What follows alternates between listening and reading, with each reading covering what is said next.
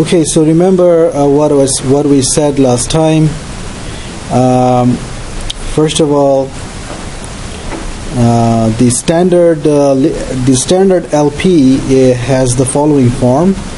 The standard LP, you are maximizing the objective function z, which is a linear combination of the decision variables, and then the constraints are given by a11x1 plus a12x2 a1 and xn less than or equal to b1, and the same for the other constraints. And then you have the positivity, or I should say non-negativity constraints for the decision variables. And we said that we can rewrite this standard LP in the matrix form. One thing that I want you to realize here is that if you look at the first constraint, I can rewrite the first constraint in the following way. I can write it as A1 transpose times the vector of variables less than or equal to b1. Now, what is A1? A1 is the vector. So here A1 is the vector A11, A12, A1n. I should say A1 transpose is that vector. Okay. So A1 is basically a column vector with the same elements. Am I making sense? So A1 is a vector which consists of the coefficients of the first constraint, and then I can write the first constraint in the form A1 transpose x less than or equal to b1. Is everybody clear on that notation? I'm going to use these notations, and you have to understand what I am talking about. Okay. So then we said, well, we can express express x. We can let x to denote the vector of decision variables. C denotes the vector consisting of the coefficients of the objective function. B is the vector consisting of the right-hand sides of the functional constraints. And A is the coefficient matrix. So A consists of A11, A12, up to A1n, and so on. In other words, what is A? A is basically A1 transpose times x.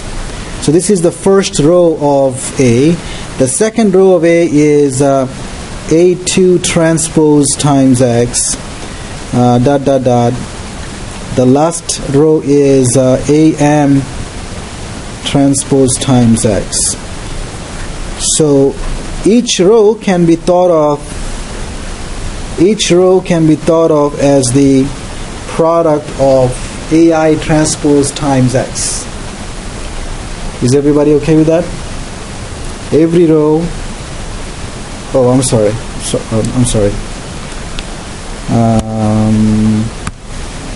Sorry, I didn't want to write it here yet. Sorry.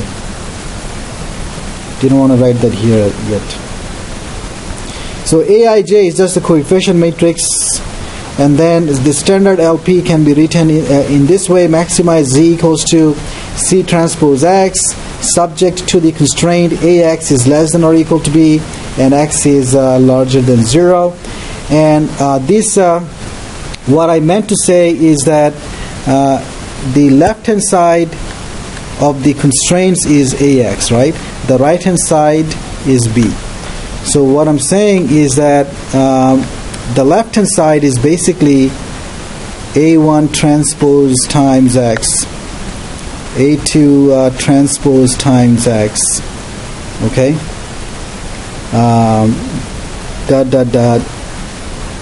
AM transpose times x. So this is a column vector. And that's less than or equal to B1, B2, Bn. Is everybody okay? So that I should say that, okay? Everybody is clear on that notation? So when you multiply A and X, you basically get A1 transpose times X as the first element, and AM transpose times X. That's the column vector. All right, any questions on those notations? No? So what are we, if I look at the standard form LP, right, what are the assumptions here? Well, the assumptions are all the variables are non-negative, and also the assumption is that all the functional constraints are less than or equal to, right? So the question that I asked at the end of last lecture is that what if I have greater than or equal to, or what if I have some equality constraints? What if some of the variables are allowed to be negative? Right? How would we handle that? The answer is we can always turn them into the standard form. So I want to use an example today to show you that given any LP, it can always be converted into the standard form. Is everybody okay? So let's see how. Let me pick a example.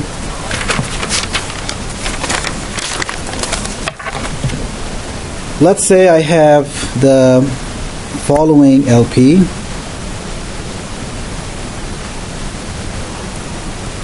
Let's say the LP that I have is asking you to minimize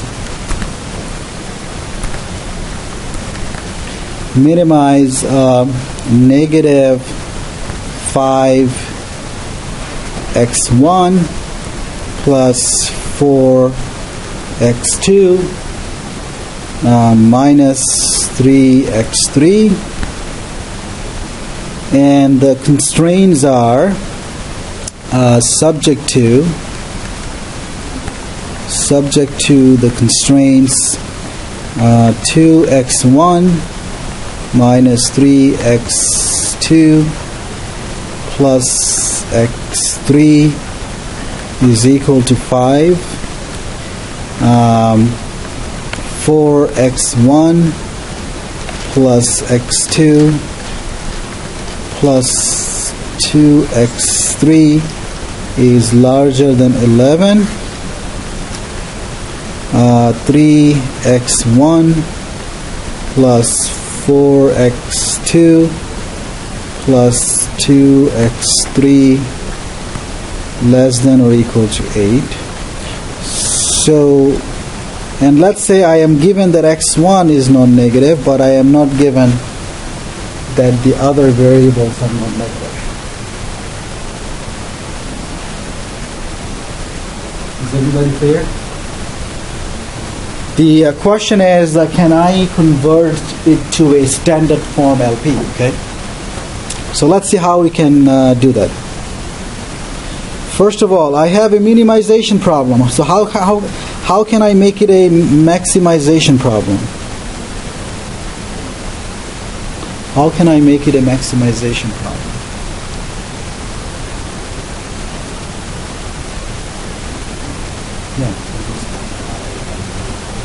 Yeah, instead of, so here Z is that, right? So Z is that. And in order to convert it to a minimization problem, all you have to do is multiply the function by a negative sign, and then it becomes a maximization problem. Am I making sense? So think about Z and negative Z. If you find the optimal solution, that is a solution where the objective function achieves the minimum, then minus Z will achieve the maximum at the same place, right? And whatever the optimal objective value is at the end, you can multiply that by a negative sign to get the actual optimal value. Okay, so you're right. the first thing I could do is the following. I can change that by saying maximize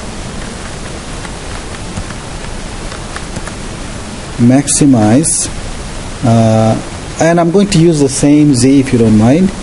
What were our coefficients? I'm going to multiply a negative, so I get 5x1 minus 4x2 plus 3x3. Okay, so that becomes a maximization problem. Now the constraints. I need each constraint to be less than or equal to, right? Now notice I have one equality and I have one greater than or equal to, right? So what should I do with the well, let me first of all write down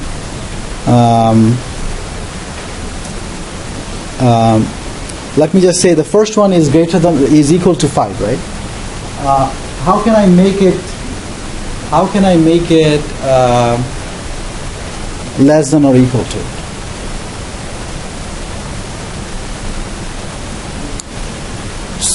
So yeah, go ahead. Did you want to say something?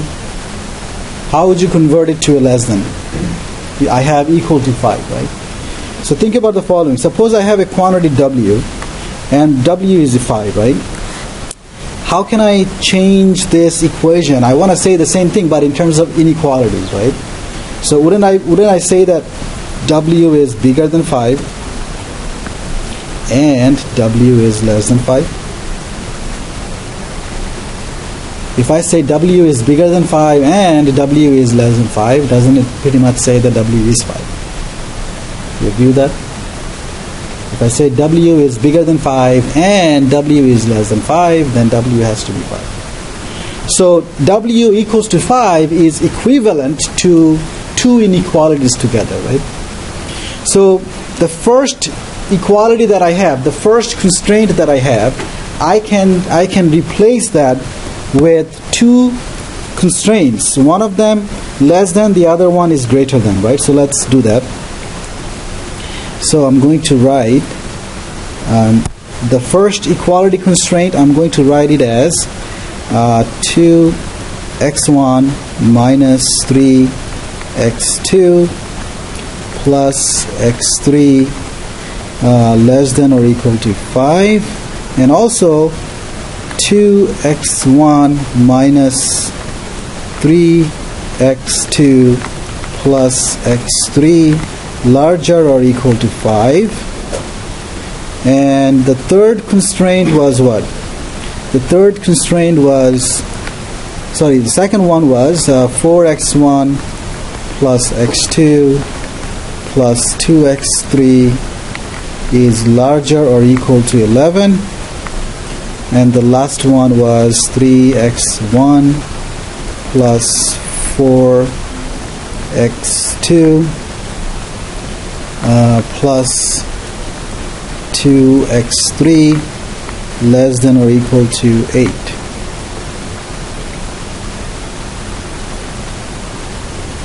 Is everybody okay with what I just did? You agree with that? All I did is the equality that I had, I replaced it with two inequalities, right? Everybody is clear on that? All right. Now I have to convert the greater than to a less than, right? That's easy, right? What should I do? How can I change the greater than to less than? Multiply both sides by -1 here and here, and if I do that, I'm going to get less than or equal to negative here, less than or equal to negative, and I have to change the signs here. Change the sign here, and then I have to change the signs here.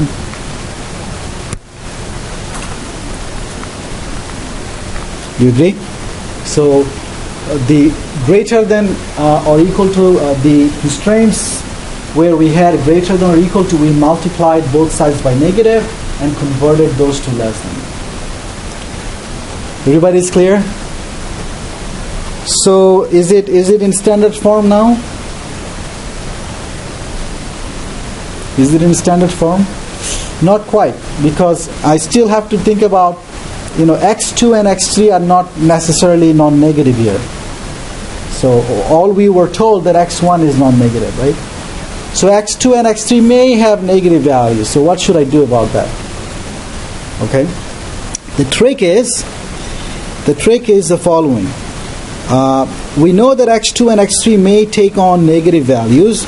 So what we are going to do is that we are going to introduce two new variables for x2 and x3. So x2, we are going to replace that with something we're going to call x2 plus, minus something we're going to call x2 minus. Okay? And we are going to do the same thing with x3. We're going to replace with x3 plus minus x3 minus. Okay? And so we now have four new variables here, right? x2 plus, x2 minus, x3 plus, x3 minus. These are four new variables, and all of them we require them to be non-negative. Okay, so x2 plus, x2 minus are required to be non-negative. x3 plus and x3 minus are required to be non-negative. Notice that now, if x2 plus, x2 minus are allowed to take just non-negative values, x2 could still be negative, right? Why? What if x2 negative is bigger than x2 plus, right? I didn't say that x2 plus has to be bigger than x2 minus, right? So x2 and x3 are still taking on negative values. Am I making sense? That's the trick. So we are going to replace x2 by x2 plus minus x2 minus and x3 in the same way and see what we get. So now we have the maximization problem. Maximize z is equal to 5x1 minus 4x2 plus 3x3, and the constraints that we have subject to 2x1 minus 3x2. Oh, you're going to replace x2 by what? x2 plus, right? I should put a parenthesis here, x2 plus minus x2 minus, right? But you realize that if I get rid of the parenthesis, so let me write it without the parenthesis, okay? If I write it without the parenthesis, what am I going to get? Let me finish up here. 3x3 less than or equal to, what was that? 5? If I get rid of the parenthesis, what do I get?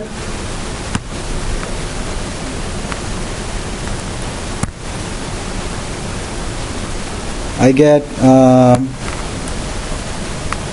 if I get rid of the parenthesis, I get 3x2 plus here and a plus 3x2 minus, right? Am I correct? Okay, and in the second equation, a second inequality, we are also going to do the same. I think the second inequality was what? Negative 2x1 plus 3, and then x2 would be replaced. Oh, I forgot about replacing x3 as well, right? So this would be a plus 3x3 plus minus 3x3 minus. And we are going to do the same thing here. 3x2 plus minus 3x2 minus plus, I think that was the second this inequality, I think we had a negative here, right? So negative, let me check one more time. This didn't have a 3 with the x3, right? It was a plus x3 only, so I really don't have, sorry, I don't have 3 here and a 3 here, right? And this should be was it a negative or no? The first one was a plus, the second one would be negative, right? So it will be negative x3 plus positive x3 minus less than or equal to negative 5, right? Go up, yes.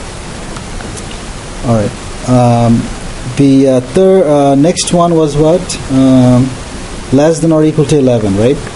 Negative 11. So I get negative 4x1. I get negative x2. So x2 would be x2 plus x2 minus minus 2x3. So this would be 2x3 plus 2x3 minus less than or equal to negative 11. What else? I had 3x1 plus 4 times x2 plus minus 4x2 minus plus 2x3 plus minus 2x3 minus less than or equal to 8. Now I can say that x1 is non-negative, x2 plus, let me just write together, x2 plus x2 minus non-negative, x3 plus x3 minus, they are also non-negative. So now I have standard LP. All the variables are required to be non-negative. Okay, you guys agree with what I wrote? You have to be careful with some of the signs, right? When you are plugging in x2 plus minus x2 minus for x2, make sure that you are distributing the negative signs properly. So you get something like this, and so there you go. I can convert it to an LP standard LP problem. But we have to make sure of one more thing, right? One more thing is that if I have a solution, so I have converted my LP problem to the standard LP problem. Now, if I have a feasible solution of the standard LP problem, can I go and find a solution for the original problem? Am I making sense? So let's me give you a feasible solution for the standard LP.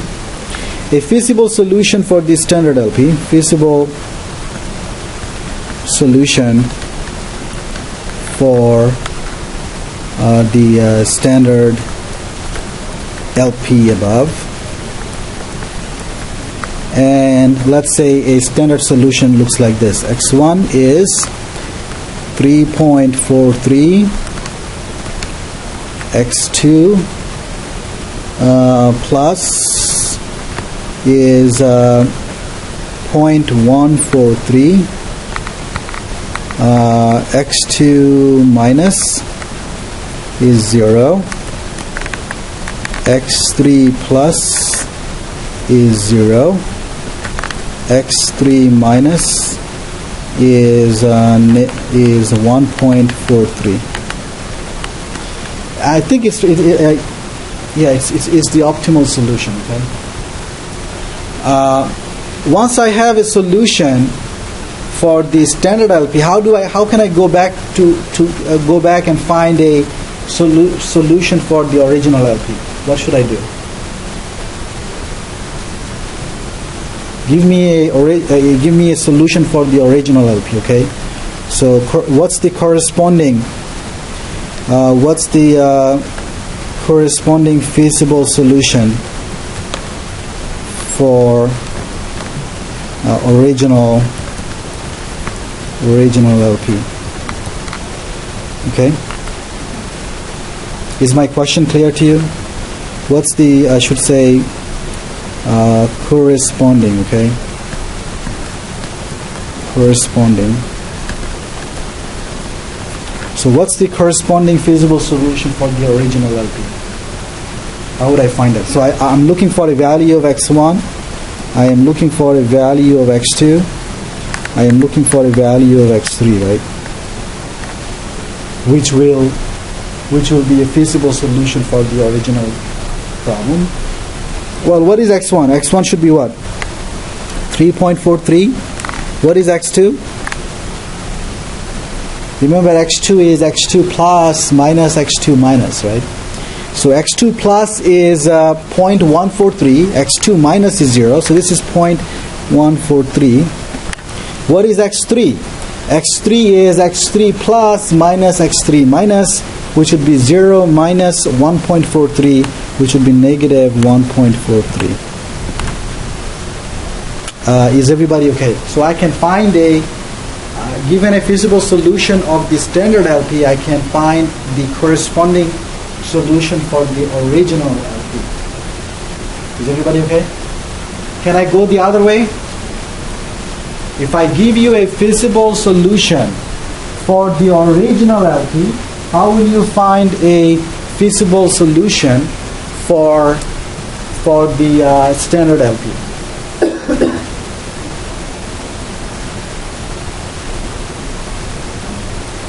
If I give you a solution for the original LP, how can you find a solution for the standard form of the LP? If I give you a solution for the original LP, it means I'm going to give you a value for x1, I'm going to give you a value for x2, I'm going to give you a value for x3. So, how will you find values for x1, x2 plus, x2 minus, x3 plus, x3 minus? That's the question.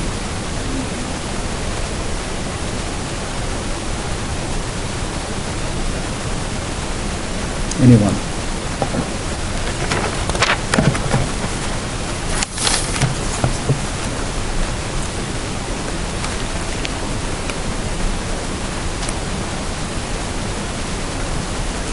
So the point I'm trying to make, any solution I have for the standard form, okay, in some way it is also a solution for the original form. And if I have a solution for the original form, then there is a corresponding solution for the standard form. So there is a one-to-one correspondence between the solutions. And at each solution, so if I look at a pair of corresponding solutions, the value of the objective functions there are negative of each other. You realize that? So my question is again, if I give you a value for x1, x2, x3, how can you find a value for the variables in the standard form? Well, x1 doesn't change, right? I'm giving you x2. So how will you give me x2 plus and x2 minus? There is actually there is one of two ways probably.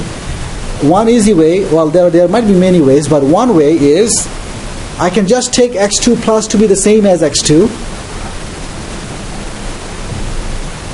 Oh no, I have to be careful, depending whether x2 could be negative or positive, right? So suppose that x2 is positive. If x2 is positive, then I'm going to take x2 plus to be the same as x2 and x2 minus to be 0. Now, think about this. If x2 is negative, I can take x2 plus to be 0 and x2 minus to be x2. Am I making sense?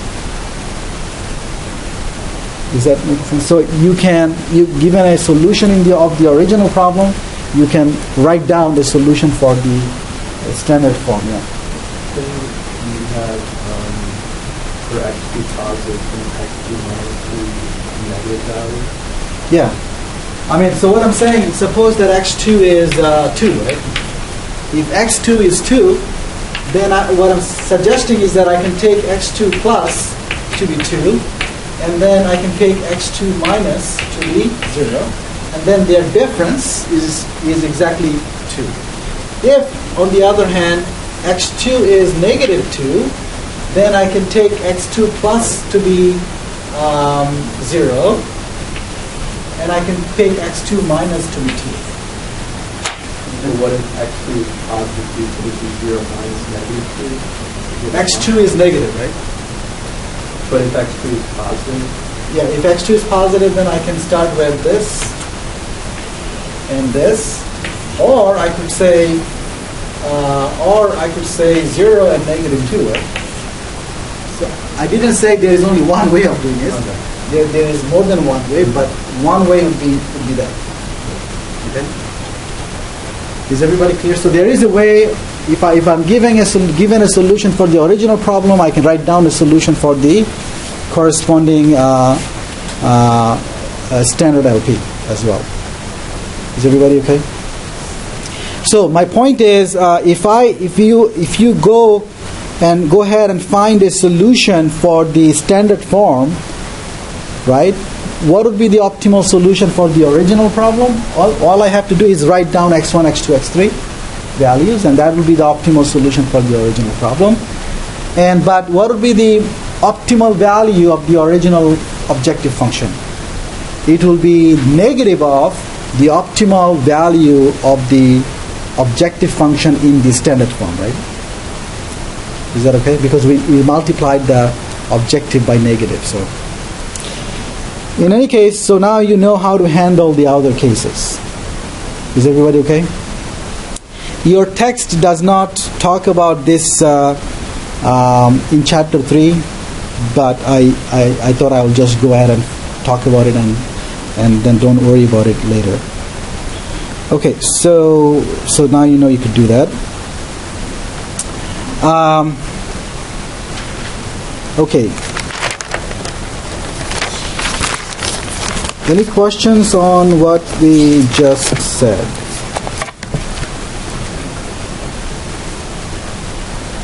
No? Okay.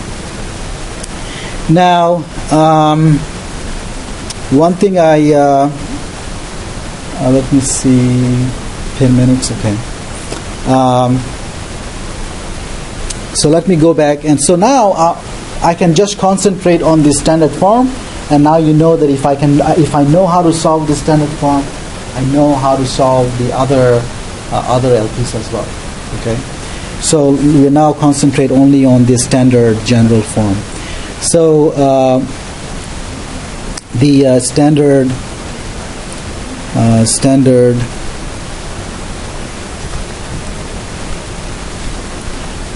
general form LP, and basically we know that it is always a maximization problem. Maximize, and your objective function can be written as C transpose times X, right? Where what is C? Where let me say C transpose is basically the vector C1 ... Cn, and X, let me say X transpose is X1 ... Xn. So these are the decision variables. So X is a column vector versus X transpose is a row vector, right? And then subject to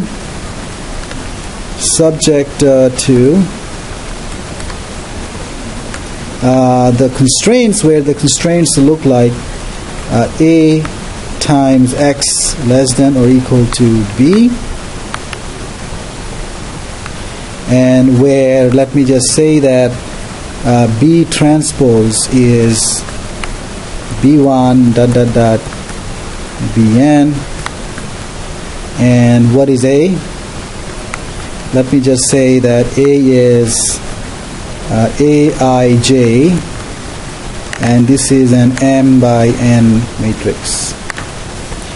So because I have M there, how many constraints do I have? The number of constraints, functional constraints, is the same as the number of functional constraints would be the same as the number of rows of A, right?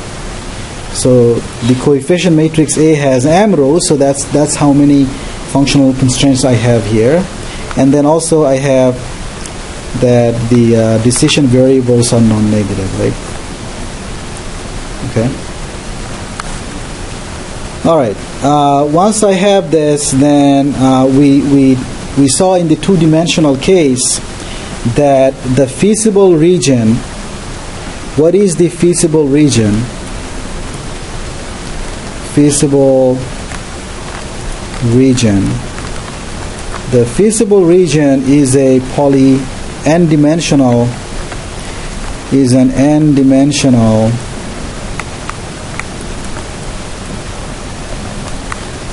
polyhedron.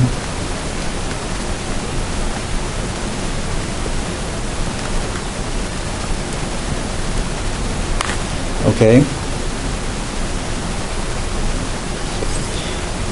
So let me. If I have n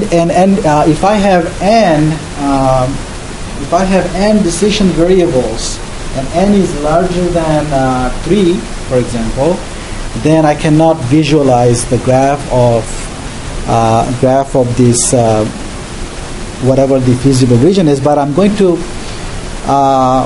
just think of them as lines and planes, right?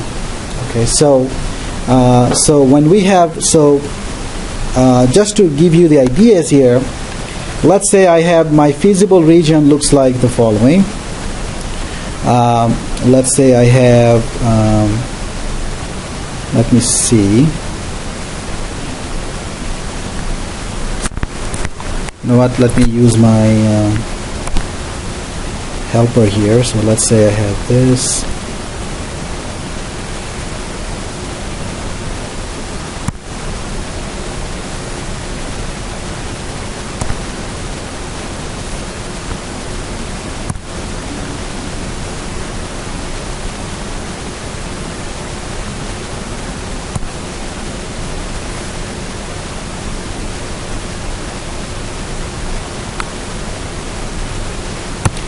Okay, so these are, let's say, the faces of the polyhedron.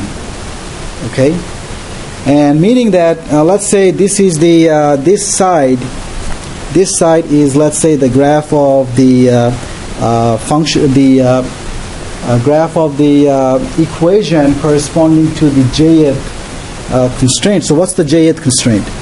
It is a j1 times x1 plus dot dot dot plus a j n xn. It should be less than or equal to what?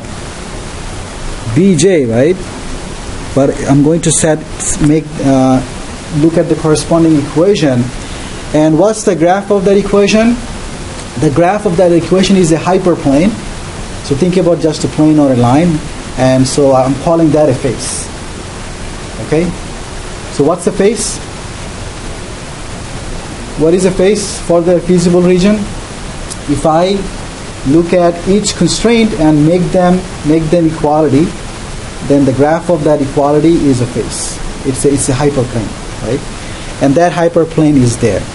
And let's take another one. Let's say this one is the ith one, so ai1 x1 plus dot dot dot ain xn. That's equals to bi. Okay. Now, can someone tell me what's the graph? So what's the collection? So every face that I have, the face divides the space, n space, into two halves.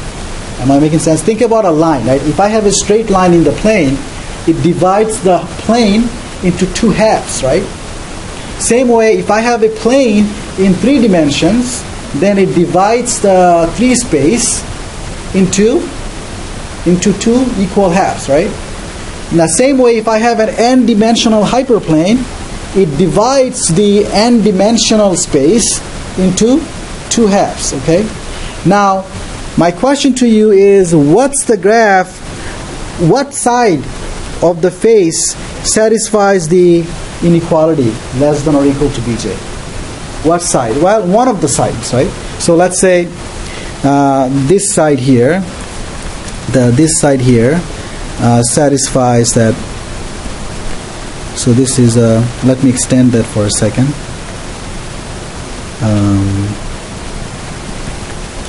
And same way, if I look at the other face corresponding to the ith constraint, then I also get a face, and one side of that one side of that would be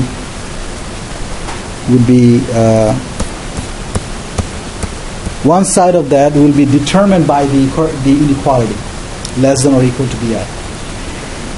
So you do it for all the faces, and if you do it for all the faces, then you get a region of the n-dimensional space, and that's our feasible region.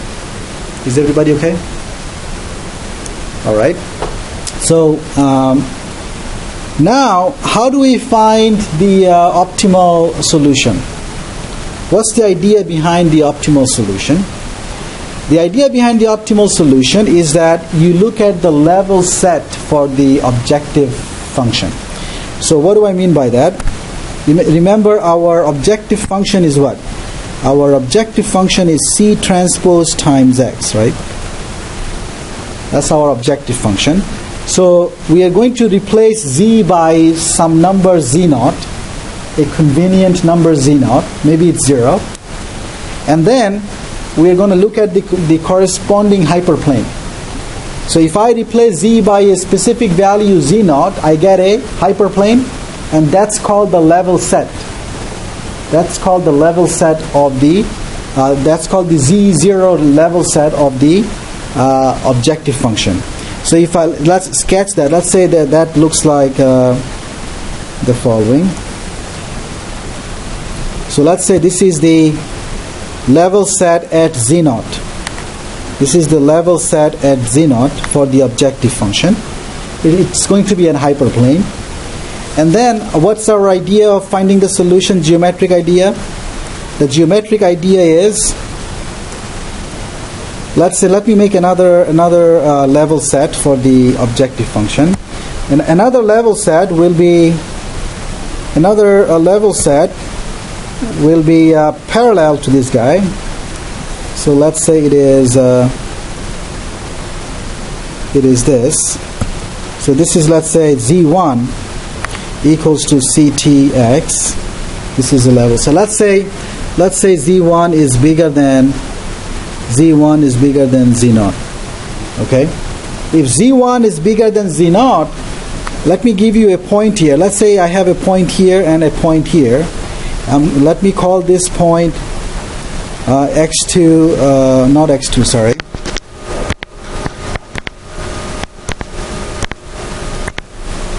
Let me call this point x, and let me call this point x bar. Which solution is better? Which solution is better, x or x bar? Well, x is a solution corresponding to the level set Z1, at Z1, and x bar is a solution corresponding to the level set at Z0, and I'm assuming Z1 is bigger than Z0, so x is a better solution. X is a better solution.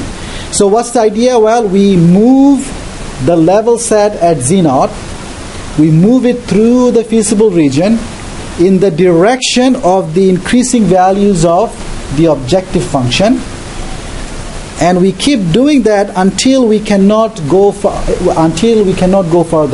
That is, at some point we are going to come to a point when we cannot move any further. Okay, so let's say that happens here. Okay, if I move any further, I go outside of the feasible region. If that happens at this point here, right, and let's say there the value of Z, whatever the value of Z there is, let me see what notation I'm using, Z star, let's say, and that Z star is the optimal solution. So this is the optimal solution. Is going to happen at this solution. Let me denote that by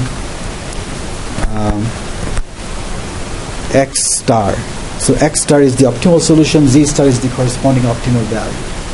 That's the gist of the geometric intuition behind how to find the objective, the optimal solution. Is everybody okay? I think that's all I'm going to say about the geometric method. So next time we are going to start with the simplex method and start seeing how the simplex method works. Everybody's okay? All right.